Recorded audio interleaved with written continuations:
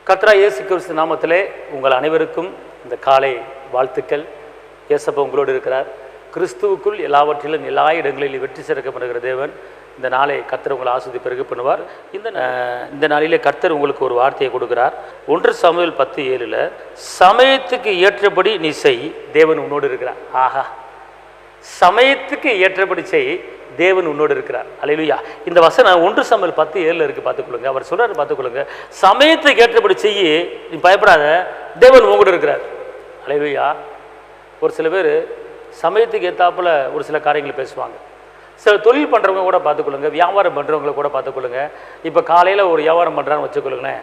ஒருத்தர் ஜாமான் வாங்க வந்தாங்கன்னா, ஐயா வாங்க, இந்த ரேட்டு கொடுக்குறேன், நீங்கள் ஃபஸ்ட்டு போனி போடுங்க, உங்கள் கையால் ஆசீர்வாதமாக இருக்கட்டும், உங்கள் கை தான் போனி கை அப்படின்னுவாங்க.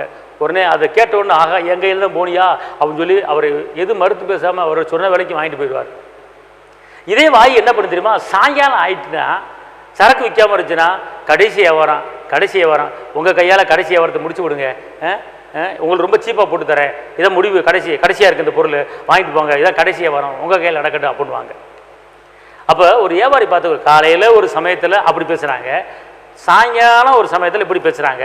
அப்போ இந்த சமயத்துக்கு ஏற்றபடி பேசும்போது அவங்கள அந்த காரியமெல்லாம் வாய்க்குது, அந்த காரியமெல்லாம் நடக்குது. தொழிலில் நல்லா சம்பாதிக்கிறாங்க, விருத்தி அடைகிறாங்க. பார்த்துக்கொள்ளுங்க. இன்றைக்கி கர்த்தர் உங்களை பார்த்து சொல்கிறாரு, சமயத்துக்கு ஏற்றபடி நீங்கள் செய்யுங்க, சமயத்துக்கு ஏற்றபடி நீங்கள் பேசுங்க, நான் உங்க கூட இருக்கிறேங்கிறார். அல்லேலூயா.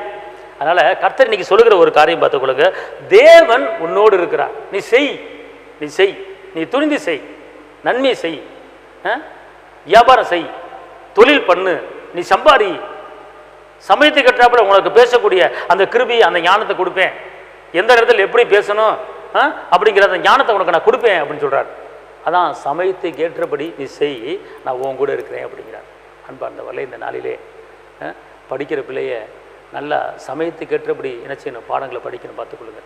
இப்போங்க ஒருத்தர் இன்டர்வியூ எடுக்கிறார் வச்சுக்கொள்ளுங்க, ஒரு அதிகாரி இன்டர்வியூ எடுக்கிறார் வச்சுக்கொள்ளுங்க. காலைல 10 மணிக்கு இன்ட்ரினா வர ஆள் 2வது வர ஆள் நல்லா உட்காந்து 6 முறை நல்ல தெளிவாக கேள்வியெல்லாம் கேட்டுக்கிட்டே இருப்பார், பதில் சொல்லிகிட்டே இருப்பாங்க, டக்கு நோட் பண்ணிக்குவார். இதே இன்டர்வியூ எடுக்கிற அந்த அதிகாரி சாயங்காலம் 5 மணி வரைக்கும் போனால் வச்சுக்கொள்ளுங்க, காலில் இருக்கிற அந்த உற்சாகம், காலையில் இருக்கிற அந்த தெம்பு, காலில் இருக்கிற அந்த ஒரு ஃபயர் என்ன செய்யாது, சாயங்காலம் இருக்காது.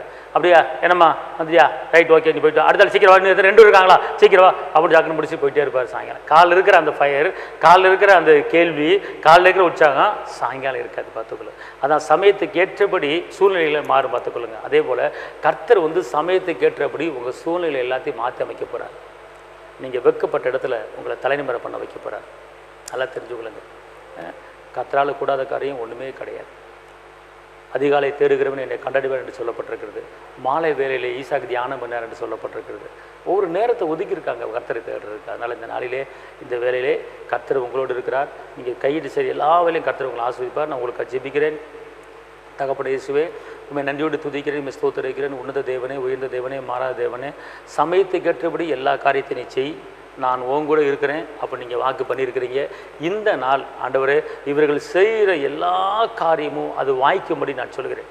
படிப்பு படிப்பிலே தோல்வி அடையாத அளவுக்கு வாய்க்கும்படி, பரீட்சை எழுதும்போது பரீட்சை எழுதுகிற ஜெயம் உண்டாகும்படி வாய்க்கும்படி, ஆண்டவரே வேலைக்கு போகிற இடத்துல ஒரு ஜெயம் உண்டாகும்படி, ஆண்டவரே கர்த்தாவே ப்ரொமோஷன் இவர்களுக்கு ஜெயம் உண்டாகும்படி, இப்படி ஒவ்வொரு காரியத்திலும் ஒரு ஜெயமும் ஒரு உயர்வும் மேன்மையும் தேவ பிள்ளைகளுக்கு உண்டாகும்படி இயேசுவின் நாமத்திலே சொல்லுகிறேன். தாப்பனே, உங்களுடைய அற்புத கரம் கூட இருப்பதாக, உங்களுடைய அதிசய கரம் கூட இருப்பதாக, உங்களுடைய பலத்தின் கரம் கூட இருப்பதாக, உங்களுடைய வல்லமையின் கரம் கூட இருப்பதாக.